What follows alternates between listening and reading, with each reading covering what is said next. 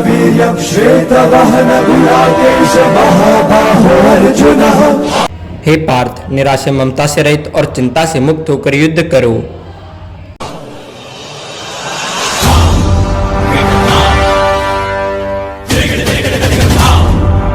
निम्मितानि च पश्यामि विपरीतानि केशव, न च श्रेयोऽनुपश्यामि हत्वा स्वजन्माहवे। न काङ्क्षे विजयं कृष्ण, न च राज्यं सुखानि च। किं नो राज्येन गोविन्द, किं भाग्ये जीवितेन वा।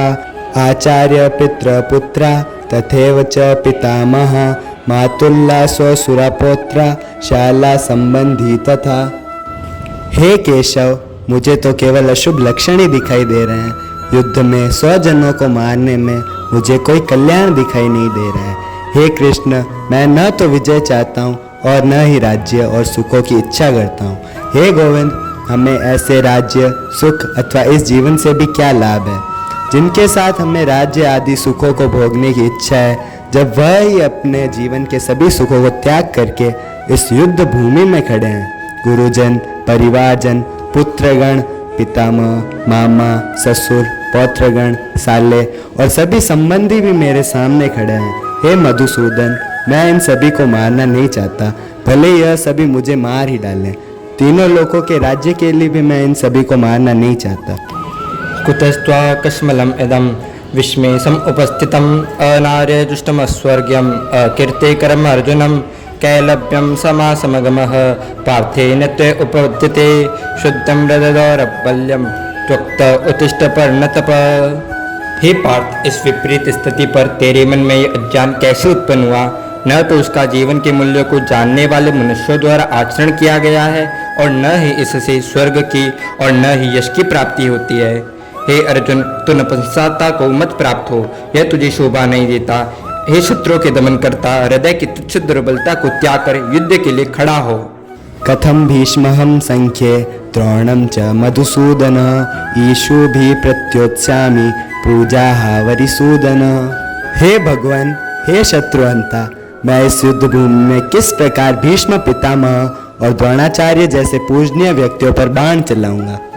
अशौचान अनवशौचस्त्वं प्रज्ञावान्दं च भाषसे, गताशूनकतांशुञ्च नानो संचित पंडिता। न त्वे अहं जातु नाशं, न त्वं नैम जनाधिपा, न चैव न भविष्याम सर्वे व्यमत परमः। तेहिनो अस्मिन् यथा देहे कौमारं यौवनं जरा, तदा देहान्त प्राप्ते देहरस्य तत्र न मोहयते। अनन्तवन्त इमे देहा नित्यसत्योगशरीणे, नाशिनो अप्रेमस्य तथा युद्धमस्य भारत। अंतवंत इमे देहा नित्यशोक्ता शरीरणी, अनाशिनो अप्रेमस्य तस्यायुध स्व भारत। हे पार्थ, तू उनके लिए शोक करता है जो शोक करने योग्य नहीं है और पंडितों की तरह बातें करता है। जो विद्वान होते हैं वे न तो जीवित प्राणियों के लिए न ही मृत प्राणियों के लिए शोक करते हैं। ऐसा कभी नहीं हुआ है कि मैं किसी समय नहीं था या तू नहीं था अथवा ये समस्त राजा नहीं थे, और न ही ऐसा होगा कि भविष्य में हम सब नहीं रहेंगे। जिस प्रकार जीवात्मा इस शरीर में बाल अवस्था से युवावस्था और वृद्धावस्था को निरंतर अग्रसर होती रहती है, उसी प्रकार जीवात्मा इस शरीर की मृत्यु होने पर दूसरे शरीर में चली जाती है। ऐसी परिवर्तन से धीर मनुष्य मोह को प्राप्त नहीं होते। हे कुंती पुत्र, सुख दुख को देने वाले विश्व के क्षणिक संयोग को केवल इंद्रिय बोध से उत्पन्न होने वाले सर्दी और गर्मी की ऋतुओं के समान आने जाने वाला है। इसलिए हे भरतवंशी, तू अविचल भाव से उनको सहन करने का प्रयत्न कर। हे पुरुष श्रेष्ठ, जो मनुष्य दुख तथा सुख में कभी विचलित नहीं होता, दोनों परिस्थितियों में समभाव रखता है, ऐसे धीर पुरुष निश्चित रूप से मुक्ति के योग्य होते हैं। तत्वदर्शियों के द्वारा निष्कर्ष निकाल कर देखा गया है कि शरीर का कोई अस्तित्व नहीं होता और आत्मा में कोई परिवर्तन नहीं होता।